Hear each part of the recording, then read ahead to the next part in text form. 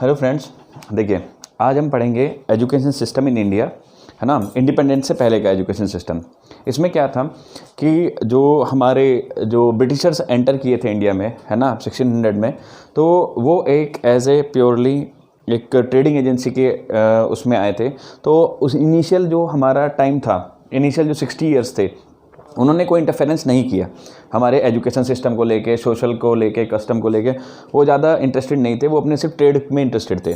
लेकिन जैसे जैसे उनका ट्रेड का एक्सपेंशन होने लगा तो उनको हमारे यहाँ के लोग भी अपनी कंपनी में काम करने के लिए मतलब ज़रूरत पड़ने लगी उनकी, ठीक है। अब उनको क्या था कि जो हायर सर्विसेज थी वो तो उन्होंने हमेशा अपने पास ही रखी हैं, लेकिन लोअर उसमें जो आपके जैसे क्लर्क हैं, है ना, तो इंडियन जो लोग थे उनसे कम्युनिकेट करने के लिए कंपनी का कोई आदमी होना चाहिए, तो वो इंडियन होना चाहिए। तो उनको एजुकेट करने के लिए उन्होंने थोड़ा इंटरफेरेंस करना स्टार्ट कर दिया था, ठीक है ना। अब हम यहाँ पे जो पढ़ेंगे वो है आज का topic, education system in India. Clear.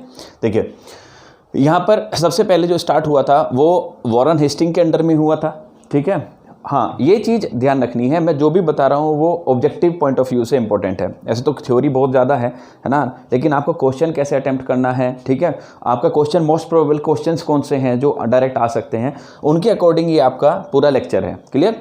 देखिए सबसे पहले जो आपका 1781 ईयर वॉइसरॉय या गवर्नर जनरल, ये आपको बहुत अच्छे से याद रखने हैं। 1781 में वॉरेन हेस्टिंग के अंडर में एक कलकत्ता मदरसा बनाया गया। क्लियर है।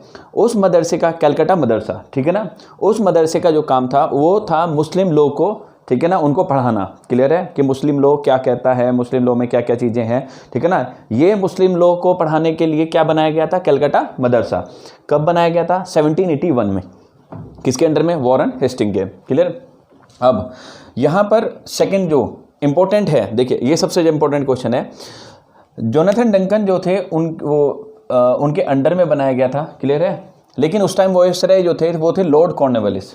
लॉर्ड कॉर्नवालिस को क्या बोला जाता है, father of civil servant. Clear है। उन्होंने बहुत सारे काम किए। जब लॉर्ड कॉर्नवालिस अलग से पढ़ेंगे, ठीक है ना, वो सारी चीज़ें हम बताएंगे। लेकिन यहाँ पर लॉर्ड कॉर्नवालिस के अंडर में क्या बना था, संस्कृत कॉलेज। क्लियर है। और उसका जो पूरा का पूरा जो आप ये कह सकते हैं पूरा मतलब किसके अंडर में था, क्लियर, जिसके कहने पे बना था कमेटी के, वो था जोनाथन डंकन। क्लियर है। यहाँ पर संस्कृत कॉलेज में क्या पढ़ाया जाता था, हिंदू लॉ। क्लियर है। क्या पढ़ाया जाता था, हिंदू लॉ। कहाँ पर, Sanskrit college. Sanskrit college important क्यों है, संस्कृत कॉलेज कहाँ पे एस्टेब्लिश हुआ, कलकत्ता के अंदर। क्लियर है। इंपॉर्टेंट क्यों है ये, ठीक है। इंपॉर्टेंट इस वजह से है कि यहाँ पर 1885 में, है ना, यहाँ पर ही कांग्रेस का इस्टेब्लिशमेंट हुआ था। जो मीटिंग हुई थी कांग्रेस को लेके, कांग्रेस को बनाने के लेके, वो इसी कॉलेज के अंदर हुई थी, संस्कृत कॉलेज के अंदर में। क्लियर है। और 1885 में वॉइसरॉय कौन थे, लॉर्ड डफरिन। ठीक है ना। ये भी क्वेश्चन बहुत आते हैं जैसे एसएससी में, बैंक में, है ना, पीसीएस में, कि 1885 में कांग्रेस का जो एस्टेब्लिशमेंट था वो किस कॉलेज में आया, तो वो आया संस्कृत कॉलेज में। उस टाइम वॉइसरॉय कौन थे, तो वॉइसरॉय थे लॉर्ड डफरिन। लिख लेना इसको, ठीक है। अब देखो नेक्स्ट है एक फोर्ट विलियम कॉलेज। ये बहुत ही ज़्यादा इंपॉर्टेंट है, फोर्ट विलियम कॉलेज, ठीक है ना। ये बनाया गया था 1800 में, ठीक है ना। किसके अंडर में, वेलेस्ली थे। यहाँ पर क्या की जाती थी, ट्रेनिंग ऑफ सिविल सर्वेंट।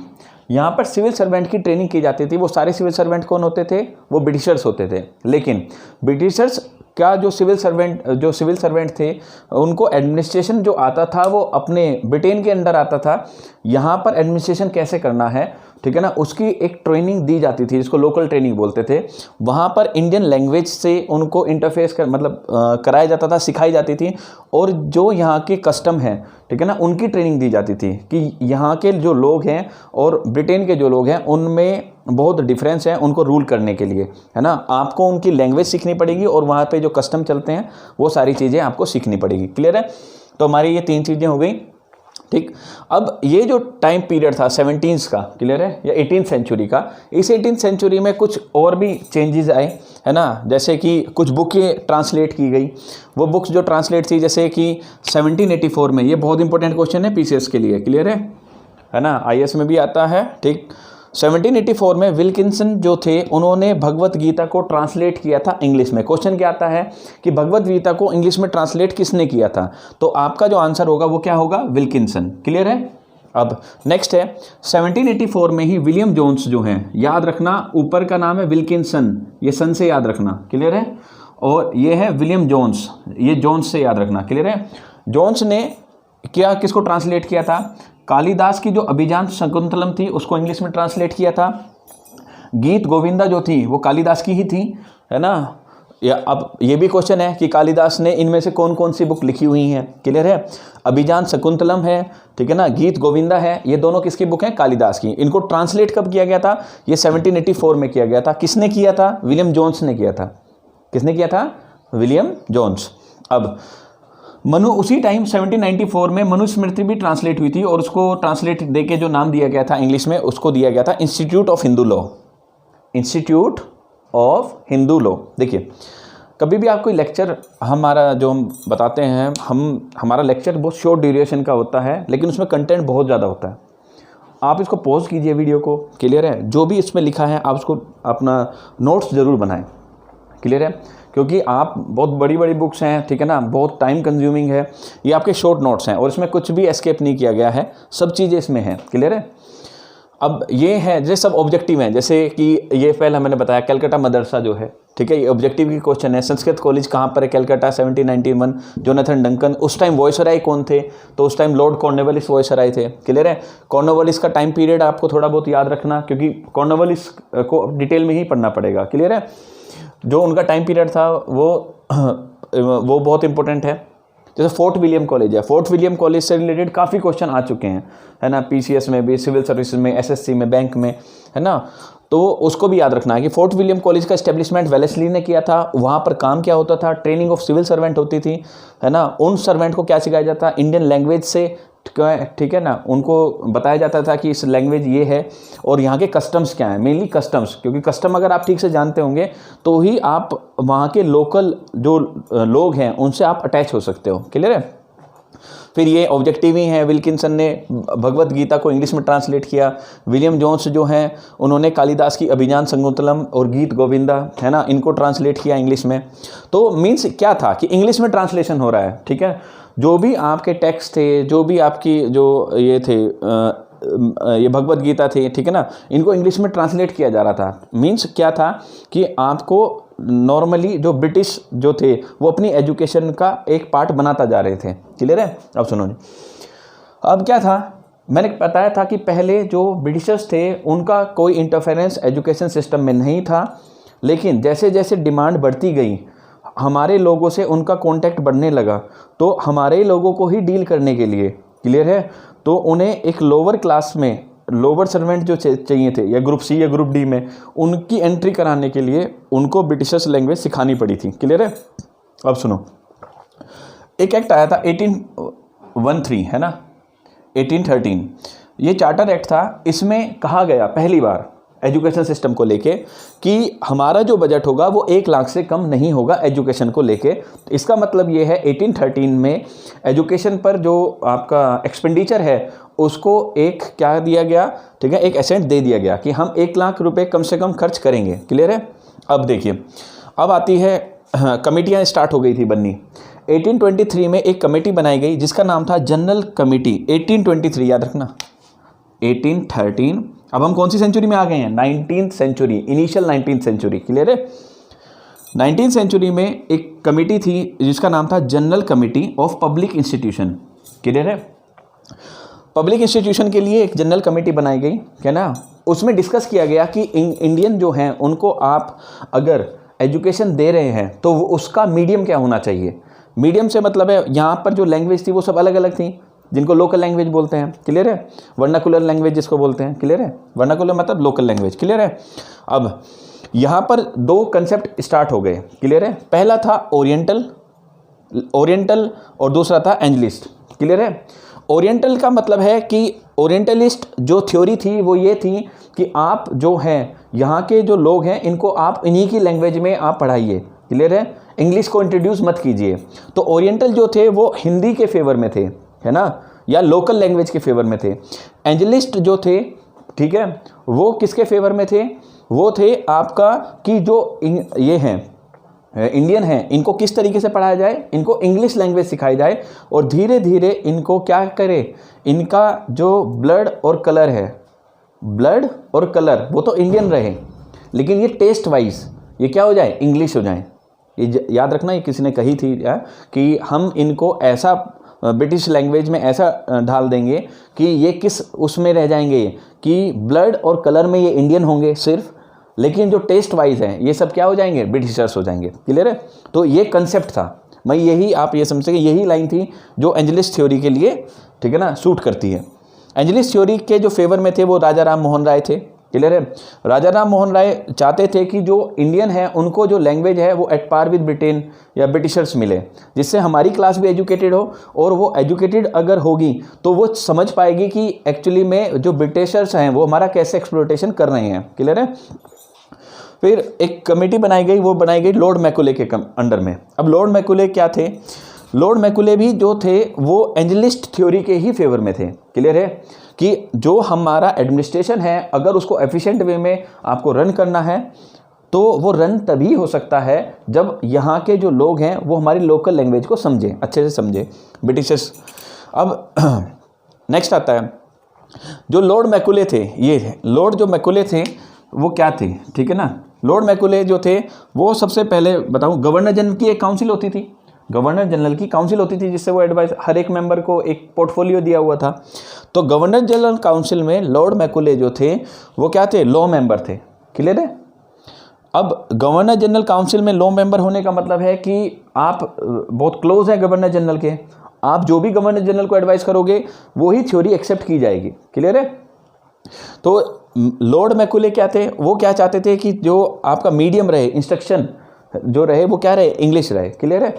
अब लॉ मेंबर जो थे ये लॉर्ड मैकुले ही थे, इन्होंने जो रिकमेंडेशन दी थी वो यही थी कि हम किसके फेवर में, एंजलिस्ट फेवर में, और उसी को क्या बना दिया गया, बाद में कहा गया कि हमारा जो मीडियम होगा वो एंजलिस्ट ही ये थ्योरी फॉलो करेगा। क्लियर है? अब ये जो लॉर्ड मैकुले थे इनको प्रेसिडेंट बनाया गया general committee of public institution का, और इन्होंने अपनी रिकमेंडेशन देनी स्टार्ट कर दी। क्लियर है? इन्होंने सबसे पहले जो काम किया वो ये किया कि जो प्रमोशन होना चाहिए वो वेस्टर्न साइंस का, या ब्रिटिशर साइंस या ब्रिटिशर लिटरेचर जो है उसको प्रमोट किया जाए इंडियंस के बीच में। ठीक, जो कोर्ट की जो लैंग्वेज थी, जो जुडिशियल जो लैंग्वेज थी वो पर्शियन से ट्रांसलेट करके इंग्लिश में कर दी गई थी। ठीक है ना? ये लॉर्ड मैकुले की ही रिकमेंडेशंस थी। ठीक है ना? कि जो कोर्ट की लैंग्वेज है वो पर्शियन से क्या कर दी जाए, ट्रांसलेट, वो इंग्लिश में कर दी जाए। ठीक है ना? पहला पॉइंट क्या था, ये था कि वेस्टर्न जो साइंस है और लिटरेचर है इसको प्रमोट किया जाए। क्लियर है? इंग्लिश बुक को की जो प्रिंटिंग थी वो फ्री कर दी गई थी, या इंग्लिश बुक की जो आपकी प्राइस थे वो वर्नाकुलर जो बुक्स थी उनके कंपैरिजन में बहुत ज़्यादा डाउन कर दिए गए थे। क्लियर है? अब इनकी जो रिकमेंडेशन थी वो जो आने वाले गवर्नर जनरल्स थे उन्होंने सभी ने फॉलो की। जैसे कि लॉर्ड ऑकलैंड जो थे, गवर्नर जनरल जो ऑकलैंड थे वो 1836 टू 1842 रहे। ऑकलैंड के अंडर में क्या हुआ, इन्होंने बंगाल को, ऑकलैंड ने बंगाल को 9 डिवीजन्स में क्या किया, एक सेपरेट कर दिया गया, 9 डिवीज़न बनाए गए। क्लियर है? और ये जो 9 डिवीज़न थे हर एक डिवीज़न में एक गवर्नमेंट स्कूल बनाया गया। क्लियर है? टोटल जो स्कूल थे वो 42 स्कूल सेटअप किए गए, लेकिन 9 जोन्स में डिवाइड किया गया और हर एक जोन में एक गवर्नमेंट स्कूल खोला गया। कहाँ पर? उस टाइम वॉइस ये गवर्नर जनरल कौन थे, लॉर्ड ऑकलैंड। क्लियर है?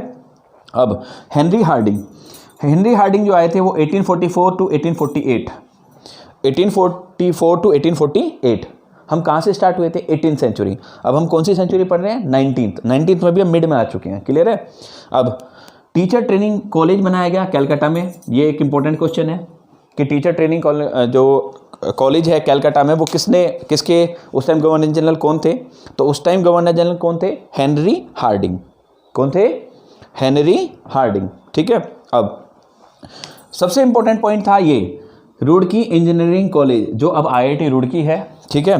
ये 1847 में इस्टेब्लिश हुआ था, है ना, और आज भी ये बहुत प्रोमिनेंट इंस्टीट्यूट है और IIT अब हो चुका है ये, है ना। तो ये भी रुड़की इंजीनियरिंग कॉलेज जब बनाया गया था तो उस टाइम गवर्नर जनरल कौन थे, हेनरी हार्डिंग। ये याद रखना है। ठीक है ना? अब आगे डलहौजी ने 1848 टू 56, 1848 टू 56, ठीक है ना, यहाँ पे रूल किया। और उनके अंडर में क्या बनाया गया, grant medical college eight Bombay, ये बनाया गया, grant medical college eight Bombay. अब है लास्ट लॉर्ड कैनिंग, है ना, लॉर्ड कैनिंग का भी काम पढ़ेंगे। अब देखिए यहाँ पर लॉर्ड मैकॉले जब थे तो इनके अंडर में एक थ्योरी आई थी जिसको बोलते हैं downward filtration theory. Downward filtration theory. इस डाउनवर्ड फिल्ट्रेशन थ्योरी का क्या मतलब था कि अगर आपको मास को एजुकेट करना है ना, आप एरिया के लोगों को एजुकेट करना है या एरिया के लोगों को इंग्लिश के बारे में बताना है कि आपको इंग्लिश लैंग्वेज अडॉप्ट करनी चाहिए, तो आप क्या कीजिए, उनके जो टॉप लीडर है उसको पढ़ा दीजिए, बाकी सब अपने आप पढ़ लेंगे। समझ रहे हो या ना? मतलब ये कि आप इंडिया को अगर पढ़ाना है, आप तो मोदी जी को पढ़ा दीजिए इंग्लिश, तो इंडिया अपने आप सीख जाएगा, है ना। लेकिन इसको बोलते हैं डाउनवर्ड फिल्ट्रेशन थ्योरी। क्या बोलते हैं? Downward filtration theory. वो इसी टाइम में इंट्रोड्यूस की गई थी। क्लियर है? लॉर्ड मैकॉले की रिकमेंडेशन सी थी उस टाइम पे, है ना, कि डाउनवर्ड फिल्ट्रेशन थ्योरी को ही प्रमोट किया जाए। बाकी ये जो डाउनवर्ड फिल्ट्रेशन थ्योरी थी इसको बाद में रिजेक्ट कर दिया गया। जैसे अगला जो आपका कमिटी आएगी या मिशन आएगा वो आएगा वुड्स डिस्पैच। ठीक है ना। आने वाले थोड़े से मैं बता देता हूँ। 1835 जो था, 1835 लॉर्ड मैकॉले की रिकमेंडेशन थी। 1835 में जो वॉइस राय थे वो थे गवर्नर जनरल थे, वो कौन थे? बेंटिक। क्लियर है?